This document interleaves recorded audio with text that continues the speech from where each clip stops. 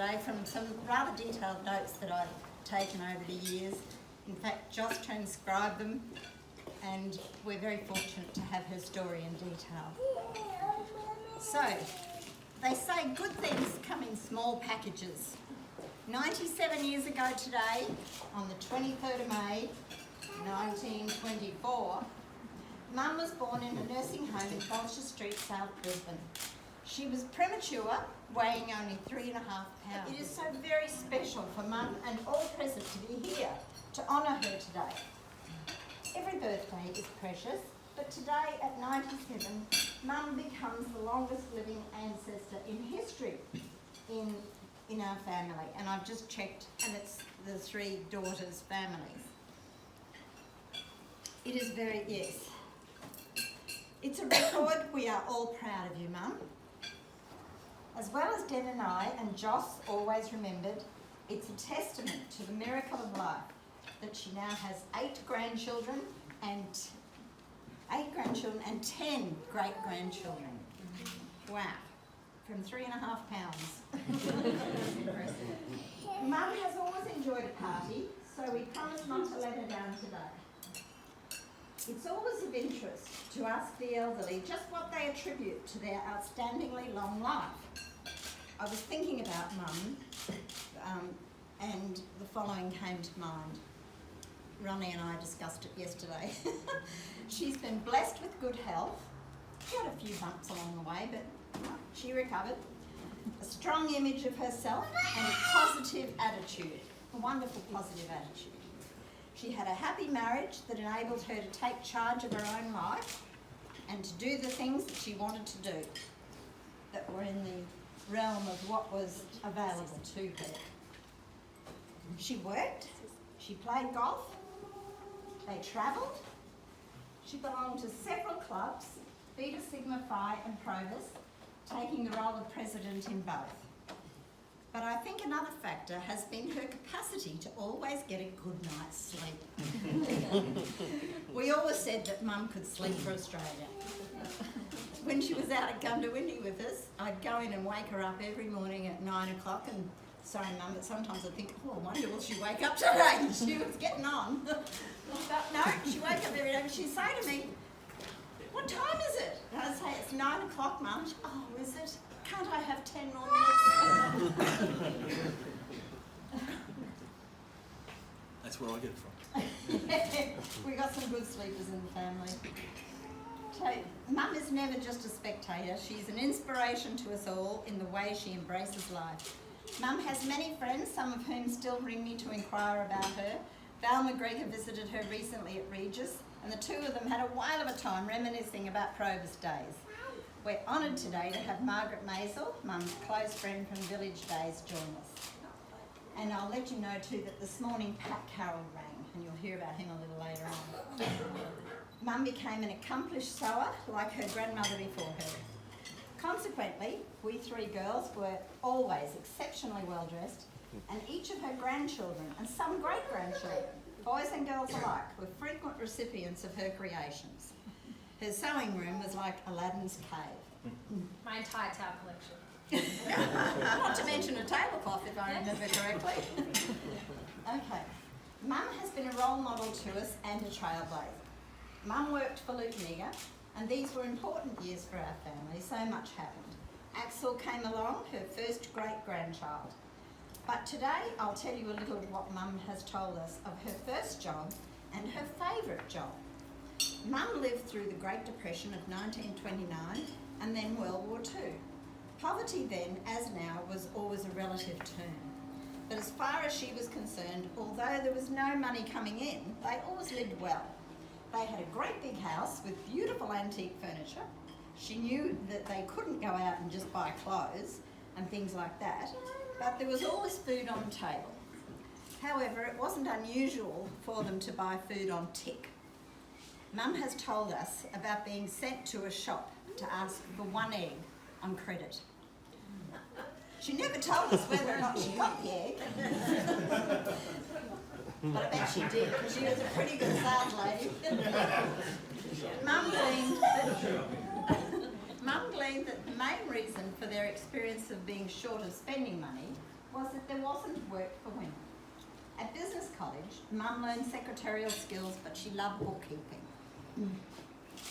It was unusual for women to work, and yet Mum worked. Work was important to her. At 15 and a half, she got her first job. She loved getting well dressed every day. She made many friends in her various employments. She loved entertaining and held many parties and was good at keeping up with friends.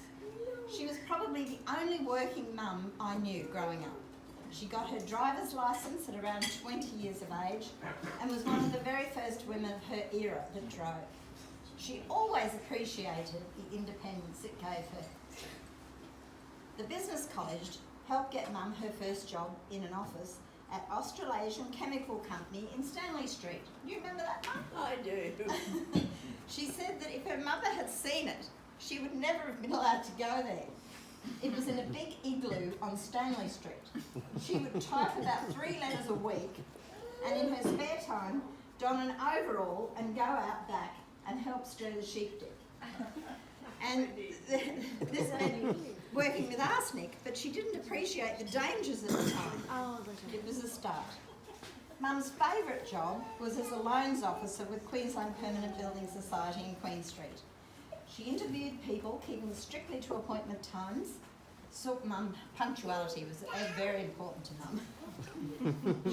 She saw evidence of their financial position and did up a balance sheet to assess their eligibility for loans. Loans were for 30 years and the repayments were no more than 25% of the applicant's income. Mum enjoyed assessing each one and putting the suitable ones up to the manager for final approval. The business was expanding and they began to establish branches. Mum's ambition was to be a branch manager, but they weren't ready for women branch managers in those days, so they would bring young men in with little or no experience and Mum would teach them how to do the job. She thought some of them useless, of course. Then Queensland Permanent amalgamated, we should tell the Liberal Party that about quotas. Then the Queensland Permanent amalgamated with Southern Brisbane Building Society out of Stones Corner. With this merger came about 26 cooperative societies. This was when Mum was introduced to Pat Carroll, the manager of Southern Brisbane, who became Mum's employer. And he said to me this morning, you know, she always told me, she was my boss. She told me what to do. And she said, I'd love to go up for a drive in the country with my mate. And she loved that because she'd run the show. I was gone. She kept charts of every society, showing funds remaining to be loaned. She interviewed the candidates and sent particulars of the property out for valuation, assessed the results and managed communications with the solicitors. She then oversaw the final settlement. She had about 5 staff. Mum has successfully navigated her way through all the massive changes in technology and inevitably lifestyle. She began work in the days when records were kept entirely by hand.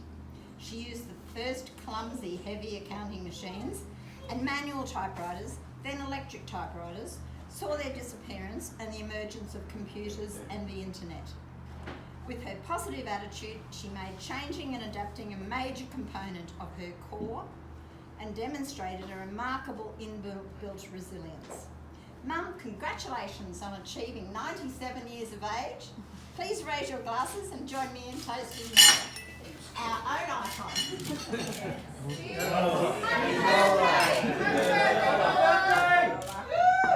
Now, I know that's taken some time, but look, you can appreciate it.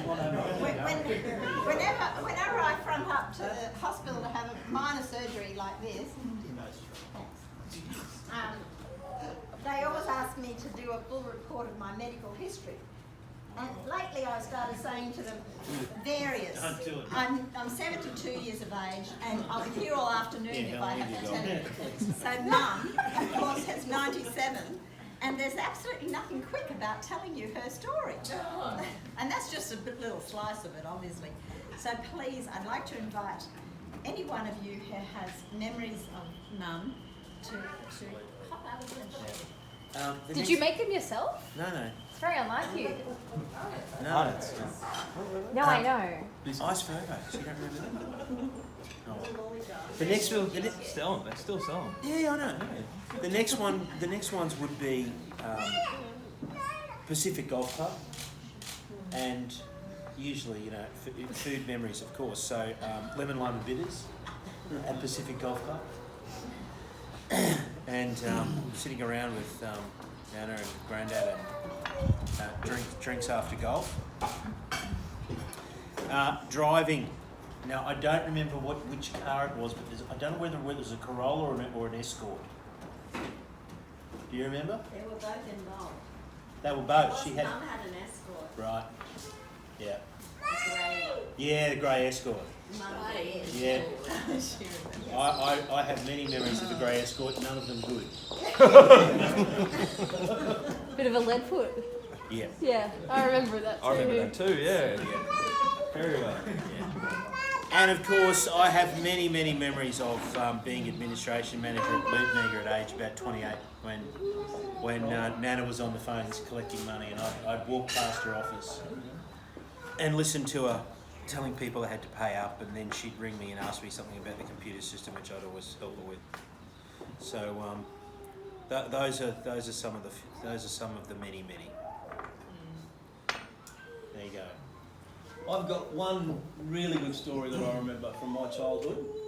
Nana and Grandad were driving me from boarding school out to the farm. And it was late afternoon, I think, and we kept crossing, what's the name of it? Waiaga Creek. And after about the third crossing, I'd poke my head sort of from the back seat through and I'd say, I think we're on the wrong road. And this continued for 20 or 30 kilometres because I think we crossed Waiaga Creek 15 times, and every time we crossed it, it made me nervous that we were on the wrong road. I was only a little boy though. Were you on the wrong road? No, we weren't. We were on the right road. Estate, which is the castle in Hungary. They were the bee's knees at the top of the Hungarian aristocracy. But this cake is the most fabulous cake in the whole world. And I made some sort of poor relative of it when I got home because I just had to try it. It was so delicious. And I forgot about it because it wasn't sort of that outstanding. I mean, Morgan and I tried our best, didn't we? But it didn't look like that.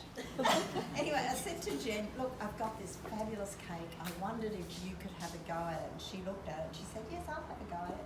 But she told me today everything that she put into it, and I wanted to introduce you to Jen, and I wanted her to tell you about making this fabulous cake. And you will not believe it. It's all gluten-free, but not dairy-free, unfortunately. And as you know, when Di asks you to do something, it's kind of a good idea to do it. And so it's 3.5 cakes because we needed that to feed so many people. And it's called Esterhazy. And I had 15 looks at it and another 15 reads of it. It's made from it's got 1.5 kilos of hazelnut flour, and we've made 7 layers of meringue, and then we've made a really rich, and it has 36 egg whites in that, and it's got 36 egg yolks. That's 3.5 cakes in the custard, right? Which is so beautiful, and then it has about 3/4 of a kilo of butter mixed into that, and it's layered up, and it sits for over 24 hours in the fridge, and then it's got a wonderful lemon glaze on top that's made from lemon and pure icing sugar, and that's it. And then you make that little web, and that's almost exactly like the picture, isn't it? It's absolutely perfect. Yeah. I reckon it's even better than the original. So if it's a special person, and we don't mind a 5-hour cake, do we? No, we don't.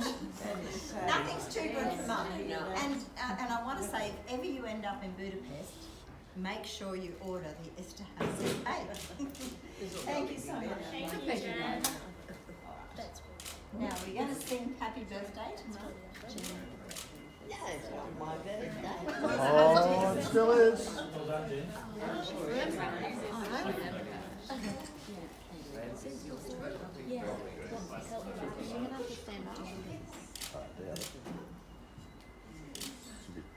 These candles may not cooperate. No, it's a bit greasy, isn't it? I think maybe Denny and I might have to help. Mum. Oh, yeah, I want you to help with the Oh, camera. sorry.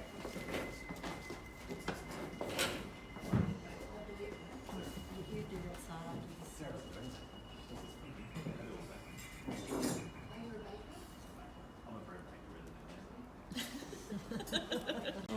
Nana, that's a lot of calories. Oh, right. How do you feel? One there in the middle. That's all right. Yeah. Oh, there's one up done. There's one that's really? I'm celebrating birthday, so I'm younger than Lisa. So 97, the big time. Happy 40th birthday to you. Happy birthday to you. Happy birthday, dear Noela. Happy birthday to you. Hooray!